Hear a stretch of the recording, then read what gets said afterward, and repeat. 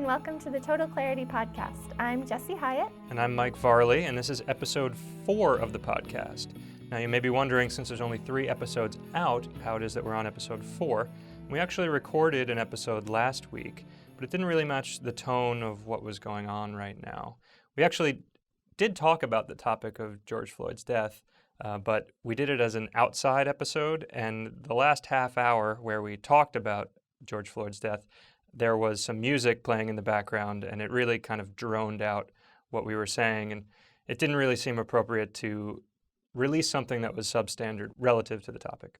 Yeah, we figured it's a big topic. We are by no means experts. There's a lot of people talking about it. There's a lot of people saying really important things, and we'll still release that episode. It was the parts of the episode that did get recorded well, that the audio sounded well, were really lighthearted and fun, and we learned a lot about our friend's business and had a great conversation, so we look forward to sharing that with you in the future.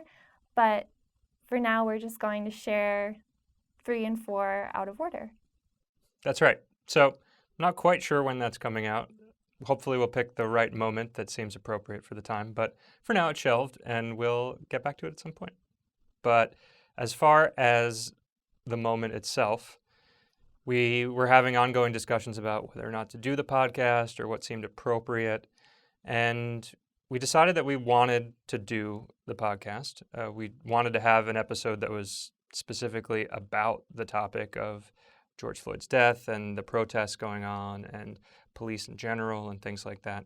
And we also thought it made sense to just have the episode be the 2 of us so that we could really kind of get our thoughts down just ourselves and kind of build from there. In addition to that, I spent some time today going back to our website and thinking about the project that we were intending to start on March 21st and still intend to, and how some of the project pillars, as we're describing them, met up with the moment right now.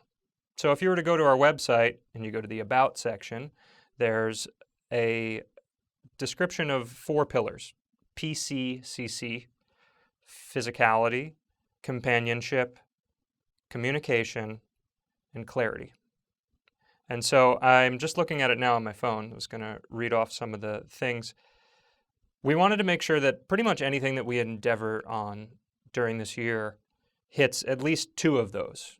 If there isn't something, if it only hits 1, it's probably only somewhat relevant and not worth the effort relative to the massive undertaking we're intending to do once it starts. So anything that has 2 or more is worth our consideration. And I thought that what we're doing right now, discussing this topic, covers 3.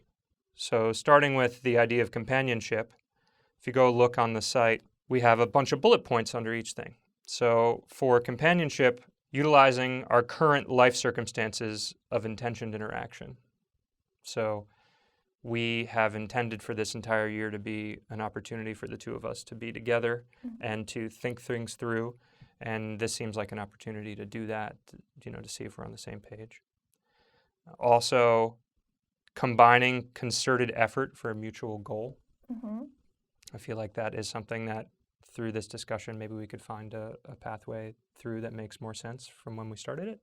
Sure. A mutual goal. I think when we wrote that, we were thinking about ourselves, but we're also in a time where there's so many people coming together for a mutual goal that's way beyond ourselves, so that still applies to that too. Yeah, for sure.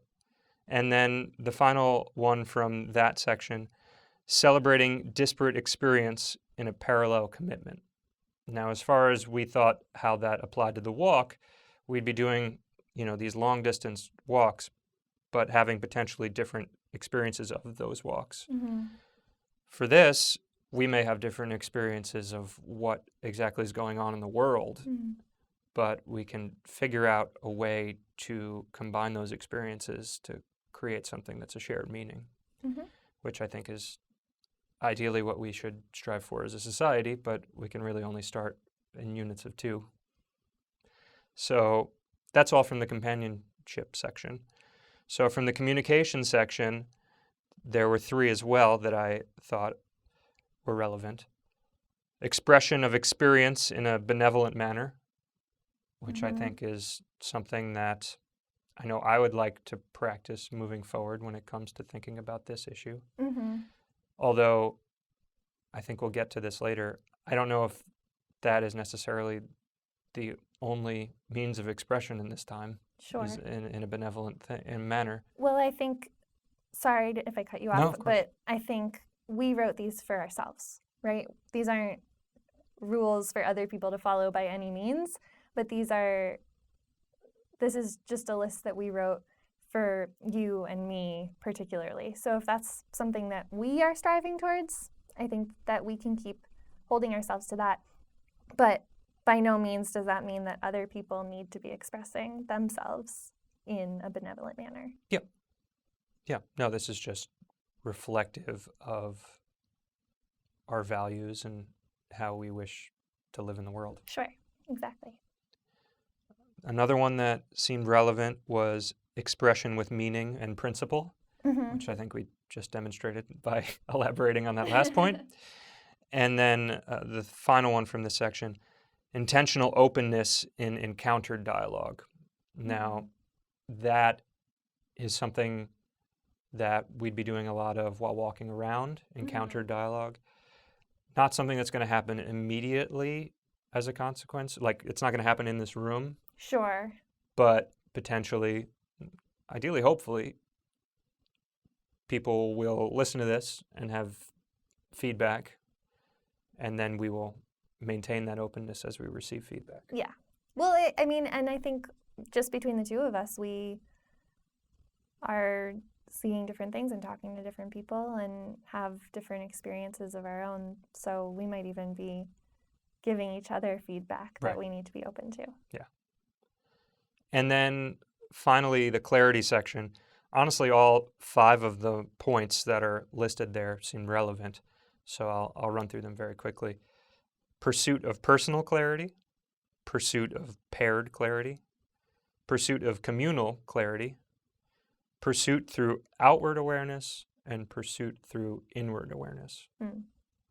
So I'm not really sure I have much more to add on that, other than the idea of it being a value to us to try and use effort to get to a place of further understanding rather than allow ambiguity to just be the way that things are. Mm.